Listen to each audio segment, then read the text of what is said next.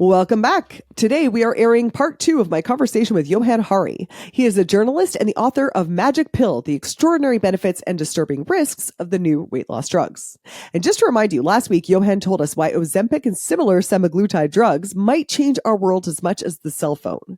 We talked about why these drugs are such a game changer for helping people with obesity and what the ripple effect might be when half of North Americans are taking these drugs in 10 years. Today, we continue the conversation with more about the real risks of these drugs, who should consider them and who definitely should not. We're going to talk about what happens when you go off the drugs and whether it's even possible to maintain the weight loss. And then we talk about the society and the environment that has created the obesity crisis in the first place and how we can get to the root of the problem without drugs. Let's go. It's time to get your head out of your ass and start creating a life of no regrets. Whether you want to lose weight, get rich, or manifest a hot threesome on the beach, you're gonna wanna turn this up. This is Goals, Grit, and some woo-woo shit with your host, best-selling author and professional butt kicker, Una Duncan. Well, okay, but Johann, I'm feeling like I can imagine people listening to this and they're like, whoa, there's a magic weight loss thing. And okay, so I have to worry about, I won't get malnutrition. Fine. I'll figure that out. And I have to figure out my feelings. Okay, fine. And then they're like, okay, sign me up. And what are the other cons that people need to be really aware of before they start messing with what is essentially your brain? Yeah, I think you phrased that exactly right. There's a few that are quite significant.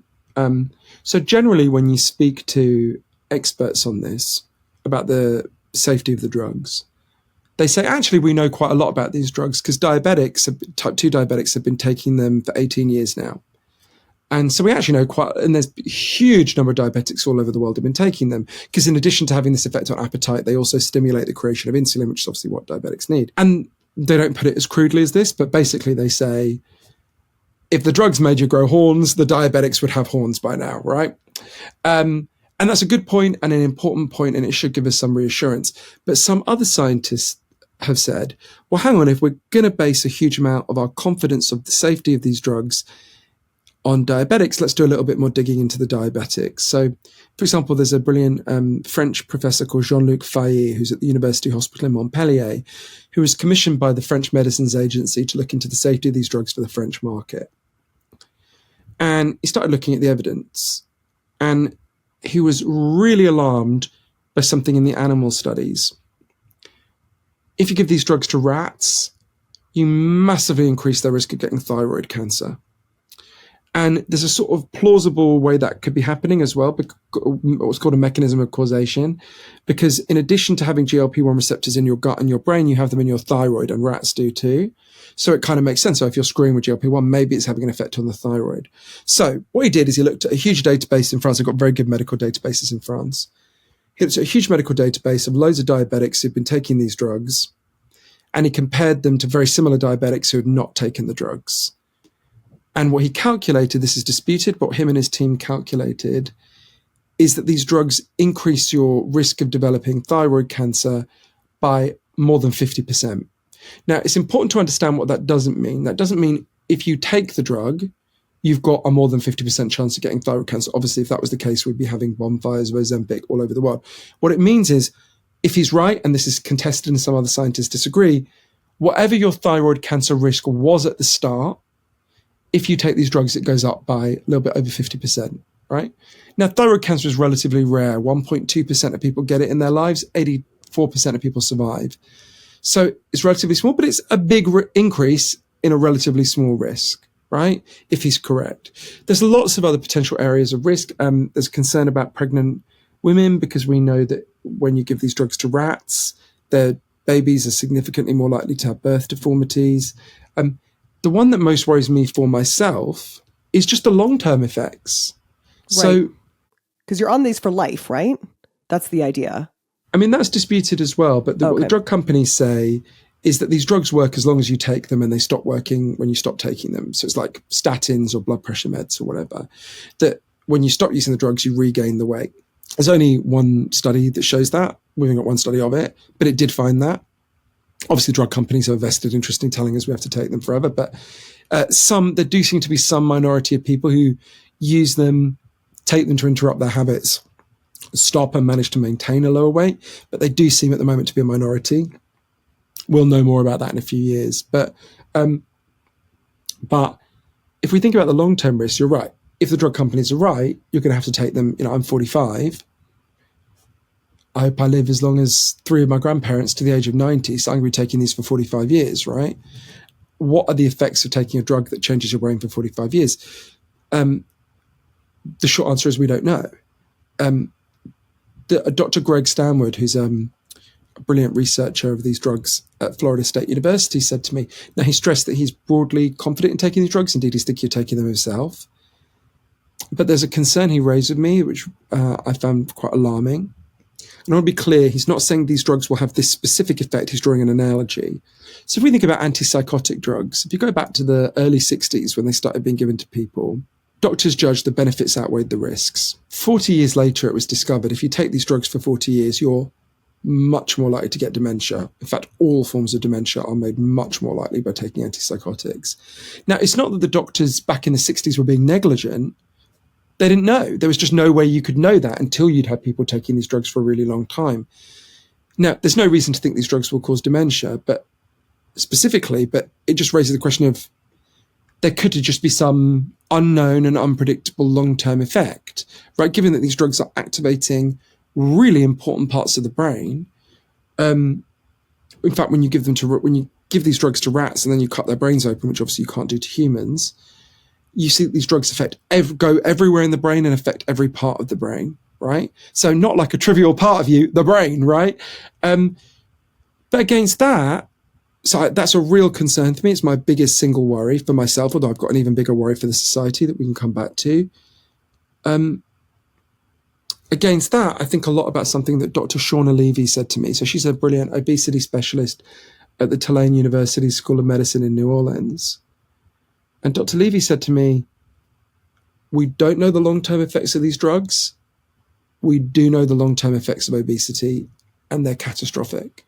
So the long-term effects of these drugs would have to be, this is me speaking now, the long-term effects of these drugs would have to be absolutely horrendous to outweigh the long-term risks of obesity, right? Now, they might be. The previous most popular weight loss drug, fen-phen, which was a huge thing in the 90s, literally did turn out to be more harmful than obesity. It caused all sorts of horrific problems. So it's possible. We don't know. We're living with a level of indeterminacy and risk. In a sense, it's which risk do you want to take? Do you want to, as I say, if the third option, diet and exercise, works for you, obviously you get out of this dilemma. But if it doesn't, the dilemma is risks of obesity, risks of the drugs. Right. You know what's interesting? When I first heard about it, obviously there's a little bit of unease around, oh my gosh, what is this doing to us physically? And we kind of don't know yet. Sure. But then there's this other sort of gut reaction, that you think, wait a second, that's cheating. It's not supposed to be that easy. What does that say about us that we have this reaction that you're supposed to earn your thin body? What do you think about that? I'm so glad you said that, because I had exactly the same thought about myself. When I was taking the drug, I thought, I'm doing something really wrong. Like, I felt like I was doing something immoral. I was thinking, why is that? Like, one of my best friends takes statins to control his cholesterol. It has never occurred to me to turn to him and go, you cheat, right? Getting ahead of me in cholesterol, what you doing, right? I mean, if I said that, you'd think I was insane, right? Yeah. And I did a lot of digging into the history of how we think about obesity, and I think the answer lies there. Just like these drugs are bringing to the surface a lot of the underlying emotional reasons why we eat, I think they also bring to the surface a lot of the deep, almost unspoken ideas about obesity that we have that go really far back in the culture. If you go back to the 6th century, the Pope Gregory I, was the first person to write out the 7 deadly sins. And one of them is gluttony, right? Which is always depicted with some hugely obese person kind of pigging out, right? And it's very deep in our culture, the idea that obesity is a sin that needs to be punished, right? One of the ways you know that is you think about what are the forms of weight loss that we admire. The only forms of weight loss we admire, where we'll kind of go, okay, we forgive you now, are ones that involve terrible suffering, right? So think about that gross, repulsive game show, The World's Biggest Loser. For people who haven't seen it, it's a really evil game show where they get very severely obese and vulnerable people who are actually very unwell. and they get them to take part in very risky forms of extreme starvation or extreme humiliating forms of exercise. And the idea is that the biggest loser, i.e. the one who loses the most weight, wins, right? We admire them, right? We're like, oh yeah, okay, you sinned, but yeah, went to hell, and now we let you, exactly, right. Yeah. And we let you come back, right? So I think there's partly that. I think there's also, we live in an environment that makes it very hard for us to be a healthy weight and very easy to be obese, right? Because of the kind of food we eat is completely unlike the food that human beings ate before us and affects our bodies in a completely different way. I can unpack that more because it's really important to understanding how we got to this point.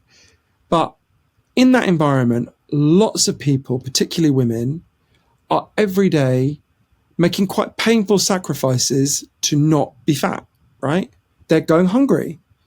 And I can well understand why to them, someone like me taking Ozempic looks like how I imagine Lance Armstrong must look to a cyclist. Well, I make all these sacrifices to not be fat. I go to the gym for an hour a day and I deprive myself of everything. And you just inject yourself once a week in the leg and you get to be like me. Screw you, right? So you can see where this comes from. But I think what we have to do, what it gives us an opportunity to do, is to rethink these deep underlying ideas about obesity. Obesity is not a sin. And I do think there's a race here, but it's not you versus me. It's all of us against the factors deep in our culture that are driving up obesity. And instead of tearing each other down, we can do that if we want. Every time we find out someone's taking Ozempic, we can scream at them and tell them they're a cheat and tell them they're disgusting and bad people. Or we can unite against the forces that are making all of us fatter than we need to be and are poisoning our children. To me, that seems to me a much healthier way of responding to this opportunity that these drugs give us to rethink some of these deep underlying ideas. Yeah. So can you tell us more about that, about what has caused, because I think that's the other unease. It's we're not dealing with the root problem here. The root problem is the fact that everyone's gotten so much more obese so quickly. And so that's a little bit of, we're like, wait a second, you're cheating. You're not earning your thin privilege. And B, wait a second, what's the problem here? Why do we all have to take these drugs? What's the problem that we're trying to cure with these drugs? I think it's really important to understand how recent and freakishly unusual in human history the obesity crisis is. So I would just urge everyone watching and listening to pause this podcast for a second and Google something for me. Google photographs of beaches in Canada in 1979, the year I was born, and just look at them for a minute and then come back. Okay, so if you've looked at that, what you will have seen is something that seems really strange to us. Pretty much everyone in those photos looks to us to be skinny or jacked. You look at it and go, well, where was everyone else on the beach that day? Was it like a skinny person convention? And then you look at the figures. Human beings existed for 350,000 years, and obesity always existed but was exceptionally rare. And then in my lifetime, it massively exploded. So as you can tell from my weird Downton Abbey accent, I am British. In the year I was born, 6% of British people were obese. It's now 27% and rising, right? Between the year I was born and the year I turned 21, obesity more than doubled in the United States. And then in the next 20 years, severe obesity doubled again, right? Staggering. Why did it happen, right? Obesity goes from being very rare to almost being the norm, right? A majority of Americans and Canadians and British people are now overweight or obese. What happened? We know what happened. This change happens everywhere that makes one change. It's where people go from mostly eating fresh whole foods they prepared on the day to mostly eating processed or ultra-processed foods, which are assembled in factories. They're built out of chemicals in a process that isn't even called cooking. It's called manufacturing food. And it turns out this new kind of food that is totally different to what our ancestors ate affects our bodies in a completely different way. I go through the 7 ways it affects us differently in the book. I'll give you an example of one. I'll give you an example of an experiment that to me just totally distills it. I've nicknamed this experiment Cheesecake Park. It's not the official name. So It was carried out by a brilliant scientist called Dr. Paul Kenny, who's the head of neuroscience at Mount Sinai in New York. It's a very simple experiment. He got a load of rats and he raised them in a cage. And all they had to eat was the kind of fresh whole foods that rats evolved to eat over thousands of years. And when that's all they had to eat, the rats would eat when they were hungry and they would stop when they were full. They seemed to have some natural nutritional wisdom that said, hey guys, you've had enough, stop. They never became fat or overweight when they had the kind of natural food they evolved for. Then Dr. Kenny introduced them to the American diet. Get ready to salivate. He fried up some bacon, he bought a load of Snickers, he bought a load of cheesecake, and he put it in the cage alongside the healthy food. Okay. And the rats went apeshit for the American diet. I don't know if rats can go apeshit, but they went crazy for the American diet. They would literally dive into the cheesecake and eat their way out and just emerge just completely slicked with cheesecake, right? And they ate and ate and ate and ate and ate and ate and ate. The way Dr. Kenny put it to me was within a couple of days, they were different animals. All that nutritional wisdom that they had had before in the past, when they had the kind of food they evolved for, disappeared. And they all became severely obese. Then Dr. Kenny tweaked the experiment again in a way that feels a bit cruel to me as a former junk food addict. He took away the American diet and left them with nothing but the healthy food they'd had before. And he was sure he knew what would happen. They would eat more of the healthy food than they had in the past, and that would prove that exposure to junk food expands the number of calories you eat in a day. That is not what happened, Una. Something much weirder happened. Once they'd had the American diet and it was taken away, they refused to eat the healthy food at all.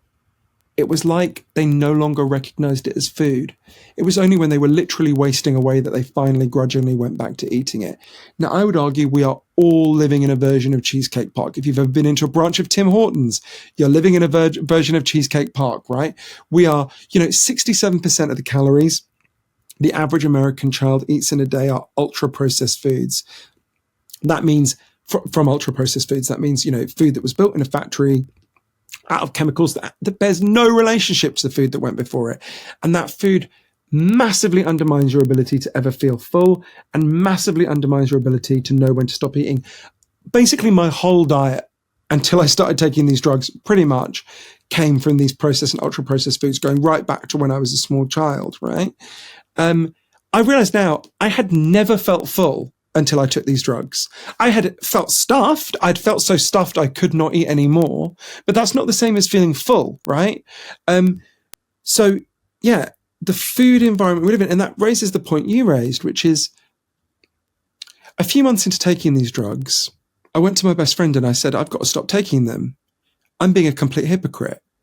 I write all these books about how we need to not deal with the superficial symptoms of our problems, but we need to deal with the root causes. But here I am with a problem plainly caused by the food supply and the way the food industry works. And here I am just treating the symptoms with a drug. I'm being a hypocrite. I need to stop. And this friend, 7 years before, she got very bad breast cancer and nearly died. She's a single mum. It was horrendous, as you can imagine. And I was with her all through the chemo and the double mastectomy and the hysterectomy. And she said to me, Johann, when I got cancer, you could have said to me, well, there's something in our environment that's causing breast cancer, right? 1 in 7 British women gets breast cancer now. It's 1 in 38 in Japan, right? It's massive. It wasn't 1 in 7 30 years ago, right? There's something clearly in our environment and in Canada too. There's a brilliant Canadian called Professor Bruce Lanphier, who I've interviewed, who's done really important work on the role of pollutants. But there's something in our environment that is driving up cancer rates, right? But you didn't say, she said to me, you didn't say to me, well, Jesus, something in the environment poisoned you and gave you cancer, and now you're taking another load of poisons with chemo. She said, no. You said to me, let's make sure you live to fight another day. And once you live to fight another day, then we can find out more about the environmental contaminants and we can deal with them. But if you're dead, you can't do that, right? And she gave me a really good analogy. She said to me, if your house is on fire, you can make a very strong argument that we should build houses out of less flammable materials, and we should make it the law that you've got to put in sprinklers. Great idea. No damn use to you if your house is on fire. If your house is on fire, call the fire brigade and douse the house in water, right? And she said to me, yeah, absolutely, we need to deal with the deep underlying factors that are driving up obesity. But if you're dead, you can't do that, right? What am I meant to give myself a heart attack to prove the harm of these things? I believe passionately in gun control. I suspect you do too. But if someone is shot in front of me, I'm not going to stand over them and say, you know what, we really need to reverse the Supreme Court ruling on bump stocks and close the gun show loophole. I'm going to say, call a fucking ambulance, right? And so there's no contradiction between dealing with deeper causes and immediate crises. In fact, you don't get to deal with the deeper crisis if you don't deal with the immediate problem, right? Yeah. Johann, I remembered that Cheesecake Park story from your book. And the other day I pulled a very ambitious mom move and tried to serve my teenage boys some like hippy dippy fucking nettle soup or something. And they turned their nose up on it. Surprise. And they said, can we just go out for food, please? And I told them, I was like, you guys are Cheesecake Park rats. You don't even recognize the good food now.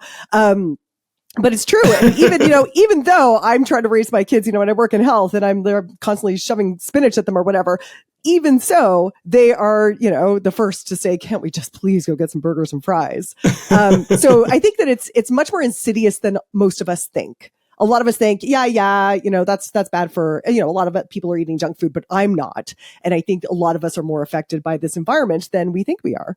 More 3-year-old children know what the McDonald's M means than know their own last name, right? So from the moment your kids were born, before they could speak, they're being inculcated in these ideas. Try taking your kid for a walk in any city in Canada and them not be bombarded with junk food ads, right? Yeah. You won't be able to do it. So, you try doing your best, but you're running up or down escalator in this environment, right? And so in your book, you bring up that Japan has a completely different food culture. And I'd heard that before, and I was always like, well, good for Japan. Must be nice to be raised in a land that has, 1,000 years of good food culture. But you point out that actually it's been consciously engineered like that since the end of the Second World War. So we can turn this around. Can you talk a little bit about Japan and how they have consciously developed a different food culture than we have? This blew my mind. So sometimes people say obesity is the inevitable effect of a country getting rich. If you just got a lot of money, inevitably people get fat because they can afford more food than they need, right? And, so they get a lot of people go, oh, it's just inevitable. People will inevitably need these drugs because you inevitably get obesity with development, right? And Japan proves that is absolutely not true because Japan is the third richest country in the world and has the same level of obesity as Somalia, right? 4% of Japanese people are obese compared to 42.5% of people in the United States. It's kind of weird that our mental picture of Japan is a sumo wrestler because it's basically like expecting an American to look like a bald eagle, right? It's just how it works. So I went to Japan to figure out how did they do it. And you're absolutely right, because firstly you think, well, they must have just won the genetic lottery. It must be in their genes. We know that's not true because in the 19th century, loads of Japanese people went to go and live in Hawaii. And now they've been there for 4 generations. They haven't genetically mutated, but they have become like Americans, and Japanese Hawaiians are almost as fat as other Hawaiians, right? So it's not in their genes, right? There's something in their culture. And it's really interesting to look at this because Professor Bharat Kushner at Cambridge University has done a lot of work on this. If you go back to just a little bit more than 100 years ago, Japanese people had one of the worst diets in the world. They only ate protein once a week. They had very poor life expectancy. And the Japanese government decided very deliberately to improve the diet of Japanese people. Now, they didn't do it for a good reason. It's because they wanted them to be soldiers so they could go and invade and attack the rest of Asia. We all have our own motives for weight loss, let's not judge. But I think we should judge that one, but, more generally, let's not judge. But so they very consciously changed the food culture of Japan. I went to see how they do it, and they did it in some ways that we can totally replicate and some ways that we will not be able to replicate. But it was really strange going around schools in Japan, going to these really big schools with 1,000 children, walking around and realizing there was not a single fat child in those schools. Right. So I remember going to a school called Koenji School in Tokyo, kind of middle class, normal school. I was being shown around by a lovely woman called Harumi Tatibe, who's the nutritionist at the school. By law, every Japanese school has to employ a professional nutritionist. Her job is to design the school meals, which all by law have to be freshly prepared on the day. There cannot be 1 ounce of processed food in it. Kids are not allowed to bring in a packed lunch. They have to eat the food that's prepared there. And the nutritionist uses that fresh, healthy food to educate the children about why fresh and healthy food is important and how to enjoy it. And she showed me around and I'm like, where are the overweight children? She said, oh, I have got one overweight child I'm worried about. And she discreetly pointed out, and that child would not be regarded as fat in a Canadian school, right?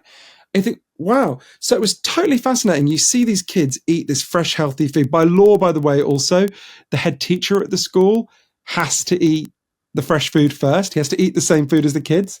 And it has to contain all 5 food groups. And it was fascinating seeing how, they're eating this food, which literally looks more like, it's more like Nobu than anything I ate at school, right? And these kids are eating it. And while she's doing it, she's educating them about the food group. She's explaining what they're eating and why it's good for them. Okay, now you're eating protein. Why is that important? Someone shouts out, because it makes your bones strong, right? And now you're eating carbs. Why do they matter? They give you energy, right? And I was going around talking to these kids with my translator, Chie, and I would say to them, like, I remember, never forget, with this class of 9-year-olds, I said to them, what's your favorite food? And one kid said broccoli. I was like, all right, who's this little freak? I got to this kid. White fish. Another kid goes, white rice. And I turned to Chia after a while and I said, are these kids trolling me, right? What their favorite foods are, like broccoli and what? And she just looked at me completely puzzled and said, well, we teach our kids to like healthy food, right? And every Japanese person was like puzzled by the fact that I was puzzled by the fact that their kids like healthy food, right? So they, right from the start, kids are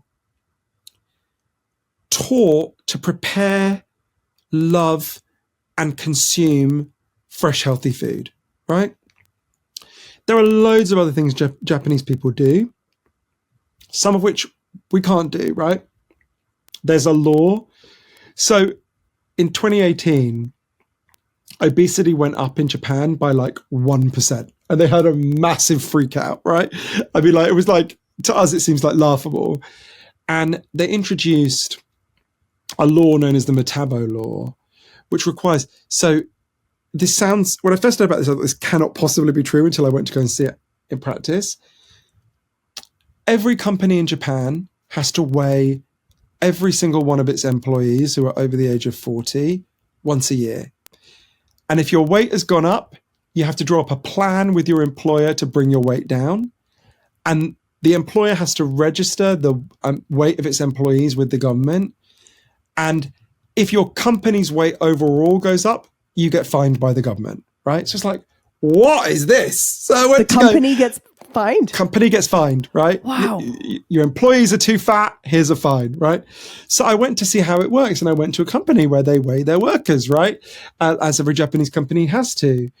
And it was so strange because I was talking to the employees and they're like, oh, it's really helpful to do this because it means that it gives me an incentive to keep my weight down. And I was like, yeah, if you did this in Britain or the United States, we would have burned the office down, right? Like that. And they were just like puzzled. They were like, why? And I really realized, oh, there is a cultural chasm here between me and them. So there's some things we can't do, to be sure, but lots of things we can do, we can learn from Japan. And, I really saw in Japan what you win if you get this right. So I went to Okinawa, which is the archipelago of islands at the bottom of Japan. Japan has the longest life expectancy in the whole world. And in Okinawa, there's a place that sounds almost mythical. It's called Ogimi. It's the village, it's the longest living village in the whole world, right? They've got, I think it's 240 households, and more than 140 of them have someone over the age of 90 living in them. So I went there. And I went to their little community center. And the first person I met was a woman called Matsu Fukuchi, who was 103 years old. She'd walked there on her own. She had a stick, but she walked there on her own from a house, from a big hill. And she turned up. She said, "Oh, I can't stay for long today because I'm looking after my son who fell off the roof fixing it the other day." I was like, Jesus, how old is your son? What's this about? And we sat talking, and she was 103. She had a great life. It was volleyball season. She loves watching volleyball with her grandchildren and her great-grandchildren. She talked about how much she enjoyed life. And after a while of us talking and me talking to these other centenarians, someone put on some traditional Okinawan folk music and she started to dance. She put on this amazing red kimono. And I was dancing with this 103-year-old woman. And I've got to say her moves were better than mine. And I thought, this woman was born before they started having radio broadcasts in Japan, and I recorded my interview with her on an iPhone.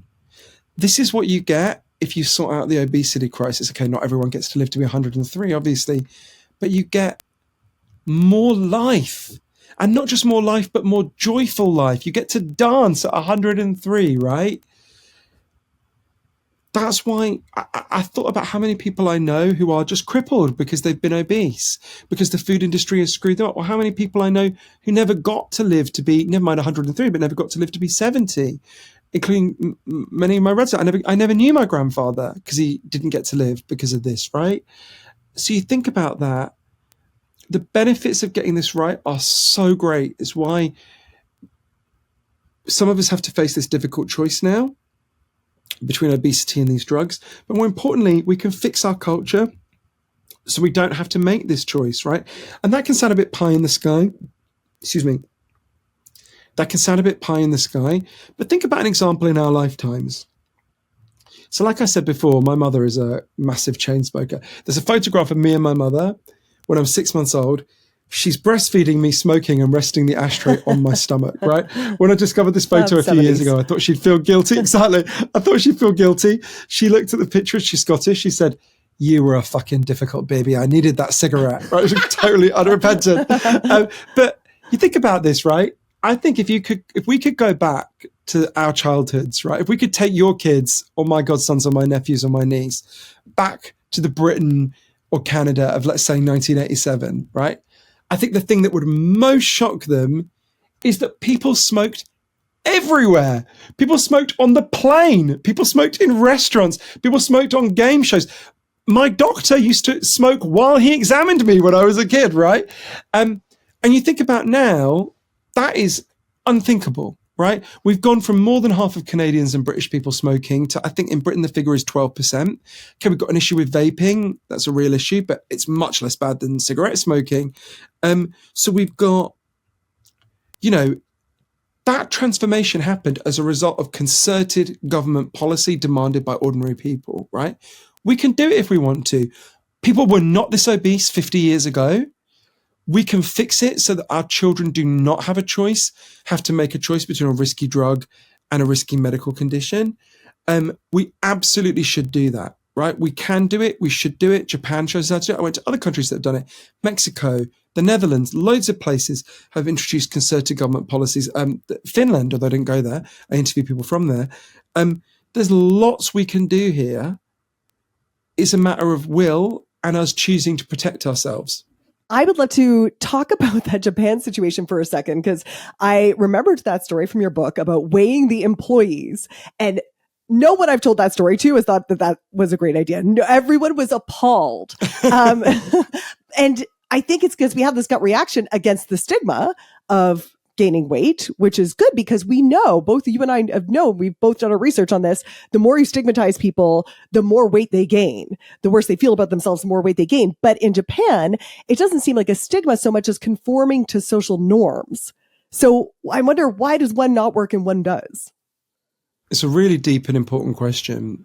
And I'm going to try to give you a really honest answer. It's a little bit uncomfortable. So the honest answer is there is an enormous amount of stigma in Japan. Huge amount of stigma towards obesity. What I suspect is the case. So what we know for sure is that stigma is a very poor tool for reversing obesity. In fact, it's counterproductive, right? For all the reasons we talked about, right? I go through lots of reasons, 5 reasons in the book, but you humiliate people, they want to comfort eat more, you make them hate their bodies, you make them more embarrassed to go to the doctor, you make them more embarrassed to go and exercise because they'll be sneered at and humiliated. Just across the board, it's once someone has become obese, it's really, really bad tool for promoting change and getting them back to a healthier weight. I think it's possible that stigma does have some preventive value if you have not become obese, right? I'm still against it, right? But think about that in relation to smoking, right? Smoking is much more stigmatized now than it was when we were teenagers, right? And one of the reasons I didn't smoke is because I knew that the hot boys I wanted to make out with would not want to make out with me if I smoked, right? So stigma did, even though I actually had been basically gassed my entire childhood, I didn't smoke partly for that reason. So I suspect that stigma is a very poor tool for reversing the problem, but it may have some role in preventing the problem. Now, I hate stigma so much that I hate to say that. Well, I think you can say that in conjunction with a supportive environment. Yeah, I would say another example like that is drinking and driving. Drinking and driving was pretty kind of okay for the boomers. And in my generation, it really reversed. And we had more public transportation, but that only works if we've got more public transportation, et cetera. I suspect. Yeah, that's a really interesting way of putting it. I mean, I think it's very hard to decouple stigma from cruelty. That's why I hate it, right? Yeah. I think it's actually impossible. I think stigma is a form of cruelty. And they're really mean about it. One of the funniest experiences I had for the book, the bleakly funny experiences, was trying to explain the concept of fat pride to Japanese people to get their comment on it. And they just literally couldn't understand what I was saying. So I would go, so there's some people, in the West who would say we shouldn't be ashamed of being fat, that actually we should be proud of it. And they would look at me blankly and go, so we understand there are people who are very sad about being fat. And I go, no, that's not what I mean, right? And they literally just couldn't process what I was saying. The idea seemed to them just so bizarre. So, there are aspects of the Japanese model we can learn from and there are aspects we wouldn't want to learn from, right? I'm not saying we should become fully Japanese. I wouldn't want that. And it's a much less individualistic and much more conformist society in general.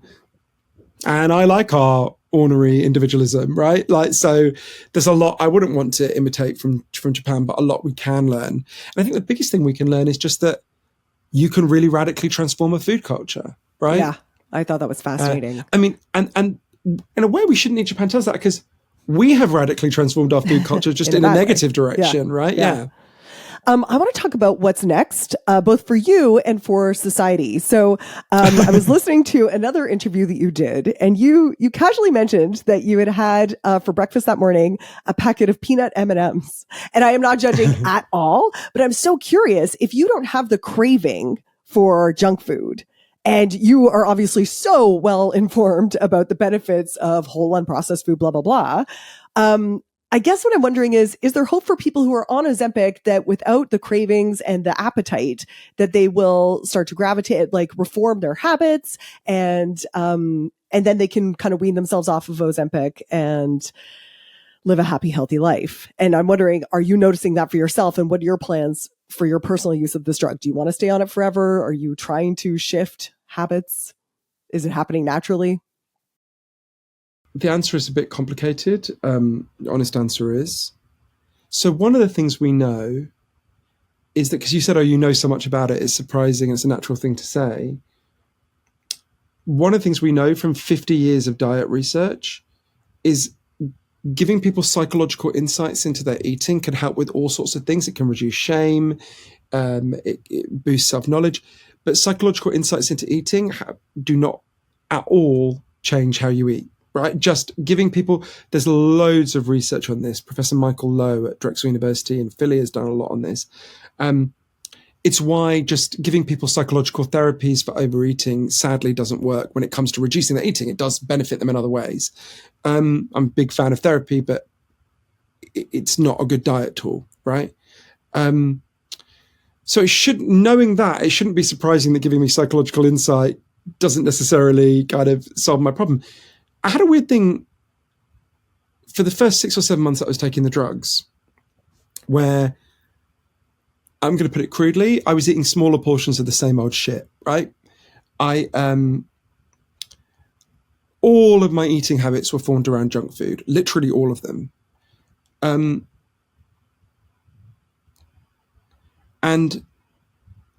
I was aware that was an improvement, but not the end destination anyone should want, right? So I was still going to McDonald's, but instead of getting a large Big Mac meal with 6 nuggets, I would get a hamburger, right? Now, that's a huge improvement, but it's, I remember talking to this about one of the I remember talking about this with Dr. Robert Kushner, who is one of the scientists who worked on the drugs, and him saying, well, look, it's good that you're losing weight, but there's also an independent factor, which is nutrition. And if you're not giving your body the nutrients it needs, you're not going to be as healthy as you could be. So I learned to cook. I'm a little bit better than I was. That's great. But honestly, not much. I have a nettle soup recipe for you if you want to. It's partly because I'm on the road a lot. I travel a lot for my work. But partly, that's probably me making excuses for myself, partly because it's very deeply ingrained habits. Since I went to Japan, I eat a lot of Japanese food. I'm better than I was, but yeah, I still eat a lot of junk food. It's just, or rather, junk food still makes up a high percentage of the food that I do eat. It's just, I went from eating about 3,200 calories a day to eating about 1,800 calories a day. Maybe a little bit more some days now. In terms of whether I'm going to continue, so for me, it was when the studies came out about heart disease that it decided it for me, right? This reduces your heart disease risk by 20%. Given how many of the men in my family get heart disease and die of it, I just thought, okay, I'm worried about lots of the long-term side effects, but for me, that's now lots of other people will read Magic Pill, look at the risks and benefits, and think, oh, wow, I'm not. It's fascinating to me how many people who've read the book. It's a bit like, do you remember The Dress, where some people saw it as, orange or whatever it was? Loads of people have written to me and said, I loved your book. It made me convinced to take Ozempic. I'm really glad. And loads of other people have written to me going, I loved your book. Thank God you argued so strongly against Ozempic. I'd be crazy to take it. So it's fascinating to me. And I feel like that's a sign that I did my job, because the truth about this is complicated. I couldn't have written a book that was like, rah, rah, Ozempic will save your life and there's nothing bad to see here. And I couldn't have written a book that said it's the devil and don't take it. It's complicated, right? It will save the lives of people with heart disease like me, potentially with heart disease. It will kill some people with eating disorders. There are all sorts of, and there's lots of people in between, right? And we all have to make a calculation for ourselves. And it's not easy. And I don't have a high degree of confidence that I've made the right decision, partly because there's so much we don't know. So it's possible someone will find this podcast in 40 years' time and think, oh, what a fool he was to not listen to that thyroid cancer warning. That was a harbinger of something much worse. Or what a fool he was to not listen to what he was saying about the unknown long-term risks. Or there's all sorts of things that could happen here, some of which could be catastrophic, right? But I know that my obesity was going to be catastrophic, right? And what do you think, so that's for you or for individuals, what do you think are the most extreme examples of how this could play out in society in, say, 10, 20 years? Well, bear in mind that 8 years from now, the Ozempic goes out of patent. So it'll be a daily pill and it'll be $1 a day.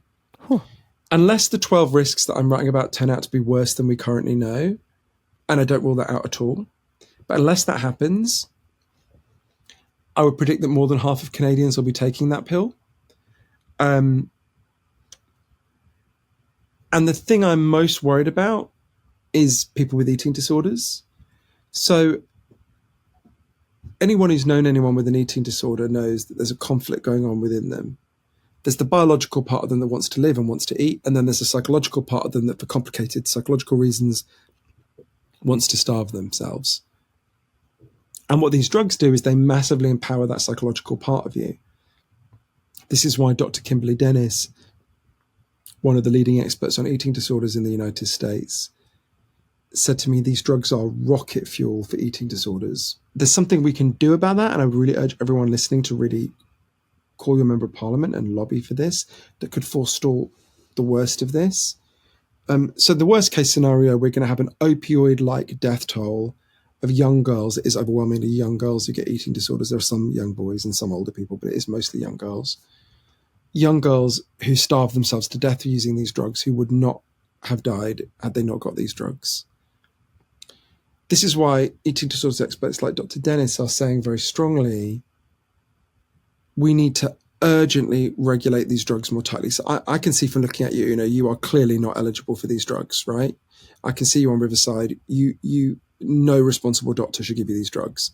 I guarantee you could go on Zoom in 5 minutes. You get a Zoom diagnosis 5 minutes after we have this conversation, and you get them delivered to your home tomorrow morning. Well, right? I'm targeted with ads that say that all the time because I've been researching it. Like every third ad in my feed right now is all get this drug sent to you today. Yeah. Wow, that's really sobering. And you think about that. So doctors are meant to check your BMI, and unless you've got type 2 diabetes, they're not meant to give this drug to you unless you've got a BMI higher than 27. But how are doctors on Zoom doing that? I mean, I think about, so I divide my time between Britain and the US. And I initially got these drugs in Britain, and then I was in Vegas, and I went to a clinic to get them there because I didn't want, because I'd run out. And by the time I went to the clinic, I had a BMI much lower than 27. I think it was like 23.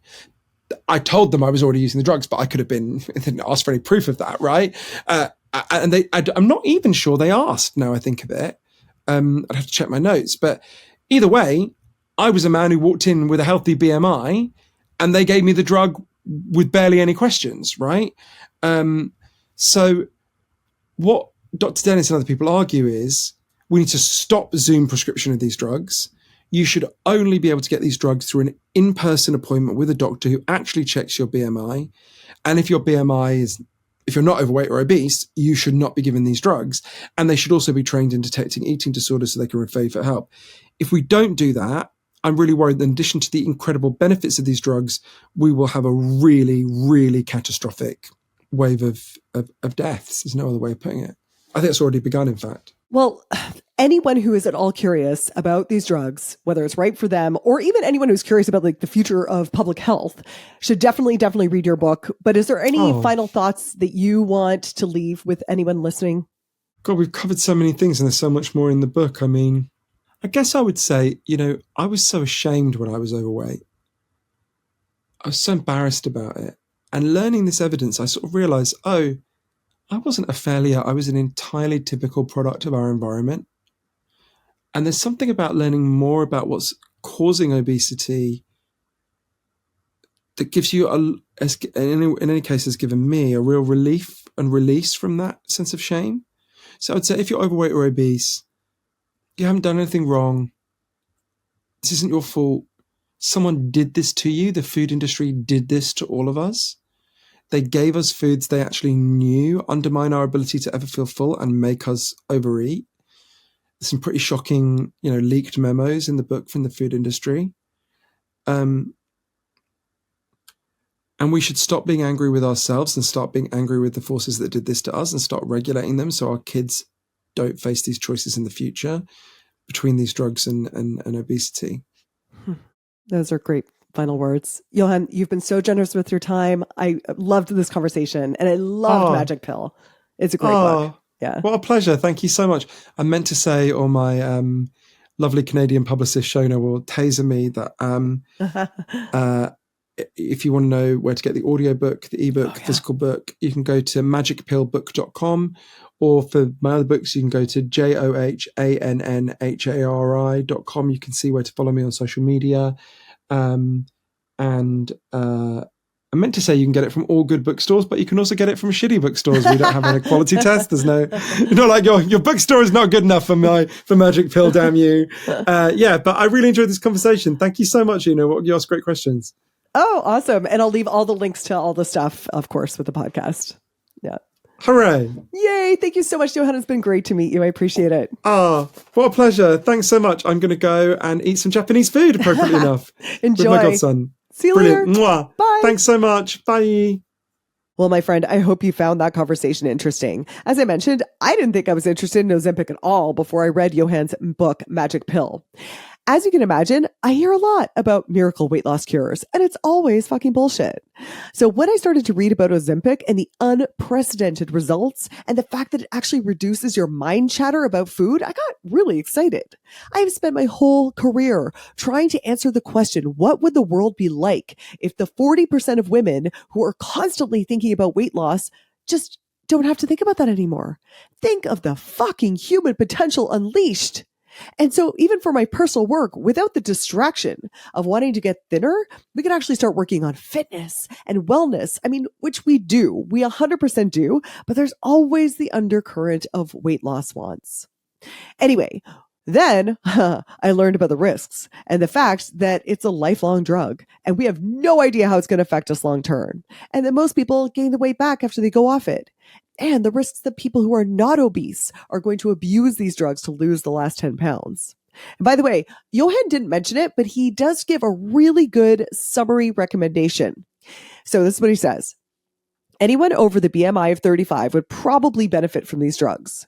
Anyone from a BMI of 27 to 35 might want to talk to their doctor to weigh the pros and the cons. Anyone under a BMI of 27, the risks outweigh the benefits. Now, that's obviously a total oversimplification. And if you have any interest in this subject, definitely read his book, Magic Pill. And if you've got something to add to this conversation, I would love to hear it. Feel free to reach out on Instagram at Una Duncan. Until next week. Hey dude, thanks for listening. If you like this episode, make sure you're subscribed so you can get the next one. And by the way, if you rate and review this podcast, it really helps me get found by other people who need some goals, grit, and some woo-woo shit. And be sure to connect and DM me at Una Duncan on Instagram and let me know what you thought of the episode. Chat soon.